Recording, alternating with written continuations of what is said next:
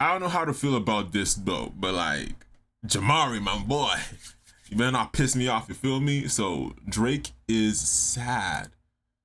Okay, Jamari, please don't. You know what I'm saying? Don't piss me off, bro. Please.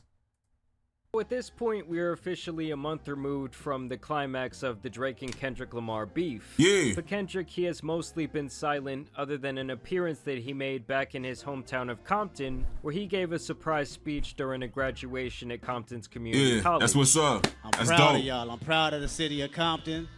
I'm proud of Compton College. You know, y'all had That's a lot tough. of hardship. That's not real only love in your right there, house, bro. in your communities, but most importantly, within yourself. And that's the toughest thing to overcome. And when I walk out in these cities and these countries, Wow. I could be proud and say, this is where I'm from. Other than that, it has been radio silence from the victor of this beef. But for Drake, you could pretty much say the Yo, see, Jamar, now you pissed me off, but talking about the victor. Hold on a second, Jamar. Don't start. exact opposite. He has been back to posting his sassy captions on Instagram. First, we got this gem where he says that the only yes man around him is his Rolex dealer. He also took some time to hit the Dallas Mavericks with the classic Drake curse. And he also posted this photo at his son's soccer game of himself, saying that goats don't worry about one-trick ponies. To me, this post, along with everything else Drake has done since waving the white flag, has the same energy as a woman who got broken up with and keeps posting onto her Instagram story. Yo, like, oh my god, bro. Stop posting this AI generated, like, photos of Drake, okay? We get it, bro. We get it, okay? Y'all think Kendrick won. We get it, bro. But this is just too far, bro. AI generating pics of Drake looking like this, bro? Please. Oh my gosh. That she swears she's not hurt. She swears she's out having fun at the club. Maybe she posts some messages she's gotten from thirsty guys in her DMs. All while still throwing shots at said ex she apparently could care less about. The other thing about this photo is that Drake is seemingly wearing the same outfit that Kendrick wore on the cover of Mr. Morale. Oh my and god. while some might just bro. see this as a big coincidence, I feel like when it comes to Drake, everything is very intentional. Also, who's out here letting Drake around kids? I hope his buddy Baca isn't around. People also speculated that the caption here was obviously a dig at Kendrick, with a reference to an old movie called One Trick Pony, where the premise reads, Jonah is a once popular folk rock musician trying to put together a new album in the face of an indifferent record company executive and a talentless producer. At the same time, he's trying to save his failing marriage. So I guess that's the angle that he seemingly still wants to run with, is like bad husband Kendrick. Like at this point, Drake is putting more thought into his Instagram post and outfits than he did his final response, which by the way he has deleted from his Instagram page, as well as every other post involving this beef. To many people, this was him officially bowing out of the beef. You know, I thought it was J. Cole who was saying that he might delete later,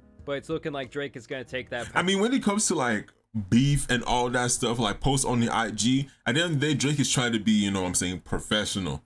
If the beef is over, why would you want to keep that there? Why would you want to keep that there? If the beef is over, might as well just, you know what I'm saying, just delete everything related to the beef and move on. But J. Cole, on the other hand, was deleting songs during the beef.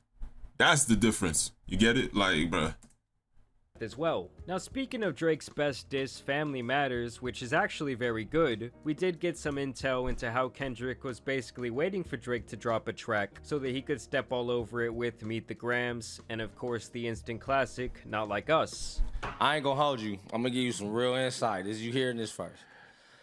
They drop Family Matters, and I text him, I'm like, this ain't it. He's like, at all. I'm like, this ain't gonna get it. I was like, man, it's time to step on his head. He was like, say less. I'm thinking we just text. It ain't nothing deep like that. It's, right. I go to the bathroom. I come back. The motherfucking song is uploaded. I text him like, nigga, you already, he's like, man, I've been waiting for this nigga to drop something. So he didn't even know what he was going against. Man, Drake shot a video and all this shit, man. Went that boy was at the Dodge crib. Caravan. Boom, boom, you listen. Yeah, I Meet the Grams was a whole bunch of nothing at the end of the day. So, come on. Suck the life out of the whole moment for Drake. Sometimes you just gotta know what to do and what not to do. So as many predicted, Kendrick had that song waiting on deck, And I would have to assume the same about the kill shot that everyone and their mothers have been dancing to.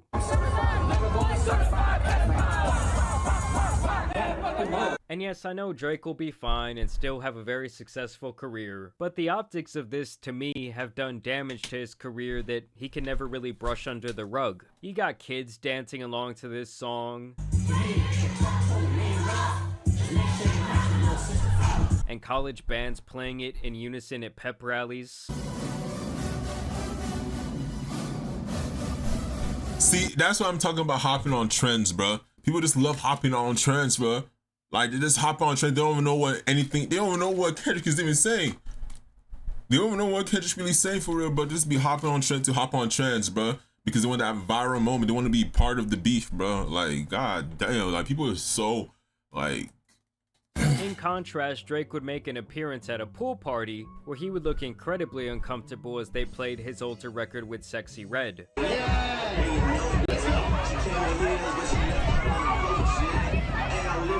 Now let's be honest, had the DJ decided to play Not Like Us, yes, it would have been a legendary moment, but I feel like that night, he would have been murdered by Drake and his team. We know this is a fact because his in-house producer and right-hand man Novio 40 allegedly threatened a Toronto DJ named DJ Cypher Sounds after he decided to play the Not Like Us record in Toronto. So I'm in Toronto, I get a DM from 40. He said, how about I go to your city and play a song where someone calls you a... And he goes... Wait, was that my notification or theirs? Like Us record in Toronto. So I'm in Toronto, I get a DM from 40. He said, how about I go to your city and play a song where someone calls you a... And he goes, I knew you never liked us. You act nice, but you're really a bitch. When I see you, I'm gonna smack you in the mouth. So you know his camp is also feeling the heat. Either way, the crowd here looks completely dead, as most of them stare at Drake as if he's some sort of animal at the zoo. Also, wearing those baggy-ass denim jeans in the Houston, Texas heat is certainly a choice. Like, yes, Drake, we know you got swamp ass. And somehow, even a month later, Drake's biggest fans are still coping and scrambling for him, trying to make up false narratives. Where's my picture at? Where's my picture at? Hold on, you gonna say Drake biggest? Where's my picture yes, at? Drake, we know you got swamp ass. And somehow, even a month later, Drake's biggest fans are still coping and scrambling for him, trying to make up false narratives. Several of his biggest dick rider pages have attempted to get these stories off the ground, claiming that Kendrick also used ghostwriters in the past. You know, after they were embarrassed by all those different reference tracks. Even to this credit, I feel like you're still battling these ghostwriters. I ain't gonna lie to you, bro. The reference tracks are crazy, but at the end of the day, bro, it's who's singing it that makes it count at the end of the day. Like, whoever is performing is what people gonna, like, you know what I'm saying, engage to, bro. Like, you ain't sure he got a reference track, but Drake is gonna do Drake things. He's gonna make that reference track into his own song, and he's gonna make it sound even better, bro. Like, let's be real. Writing rumors and this type of thing. I pulled my weight when it came to my pen. It wasn't like I needed somebody to facilitate, you know, entire ideas. We worked together. Anybody that knows me knows that my strongest talent is writing. And any song that really, really did damage for me, I've wrote every single lyric. Stick these niggas, hey. Stick these bitches. Hire shooter. You ready to be bitches. But in the end, like, would you rather listen to that or Drake's version of it? I listened to the Drake version of that. These attempts were a failure, as it was quite obvious that Kendrick was the one making reference tracks for other people. In this situation, it was specifically for fellow TDE member J-Rock, and there was also this page trying to say that Jhené Aiko wrote a verse for Kendrick as well, but this was also quickly debunked with a simple Google search of that song. Like, she literally went back and made her part of the song better after Kendrick sent his verse. I don't know, it's just hilarious to me that these people who are trying to defend Drake always end up in turn making Kendrick look even better, and it's like he hasn't even had to say anything for over a month and he's still somehow winning. In terms of more behind the scenes intel, Elliott Wilson, who has been Drake's very trusted friend for years, like he gave him that exclusive interview, now took to the Joe Budden podcast to say this. Nigga sent me a rat emoji. Cause I think he started to think like Venice, like Kendrick's in Venice, you're in Venice, like. But you so thirsty, you not concerned with investigation. Instead, you in that Venice studio, it's a celebration. So I had to view it like I'm just really against him. So when he dropped Family Matters, it was just like, I was like, yo, you dropping this tonight? He'd be back like, yeah, whatever, LOL, like, da-da-da. And then he sent me a rat emoji. And I'm like, I hit him with the 50 Cent. I was like, what the say me for? Like, blah, blah, like. But I didn't like that shit. Don't send me a fucking rat emoji. So by him sending Elliot that emoji. Okay, that was weird. I understand Drake might feel like, you know, he's saying like maybe this dude betrayed him or whatnot. But at the same time, Drake got to take accountability. And you know what I'm saying? Instead of sending him that rat DM, he could just text him like, yo, what's up? Like, I ain't trying to come at you, but did you or did you not leak my stuff? You feel me? Obviously, that's his way of calling him a rat. And it's also alluding to the idea. No!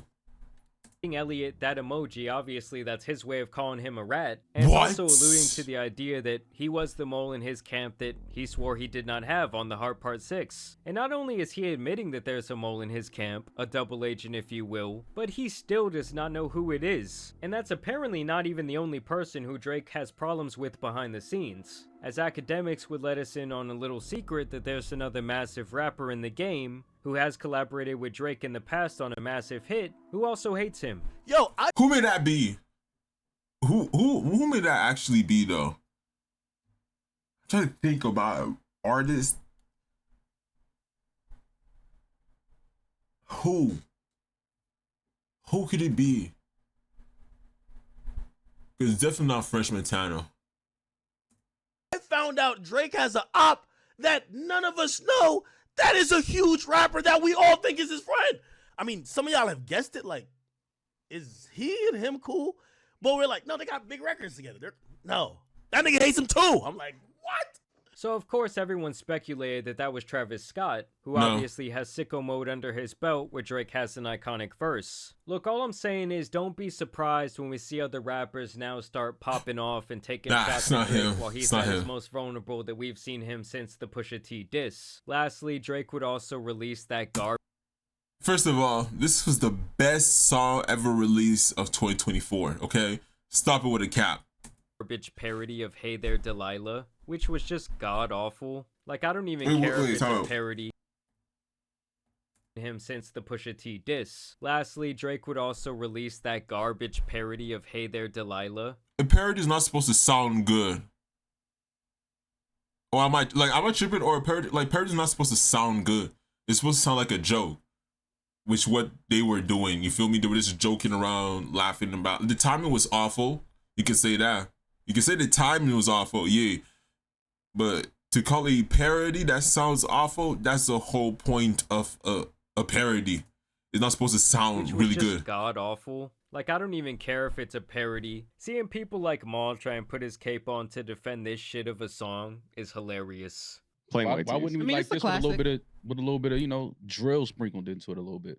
Where's the drill? There's no drill, Maul. There's no drill. Lyrics guitar a little bit. But I want to know what you guys think about these updates in the situation down below. Do you think that Drake will ever mention Kendrick by name on a song ever again? Or do you think he would just stick to the subliminals? I really think that he realized he was not built for this. And you know, someone like Kendrick still has several more tricks under his belt if Drake does want to take it there.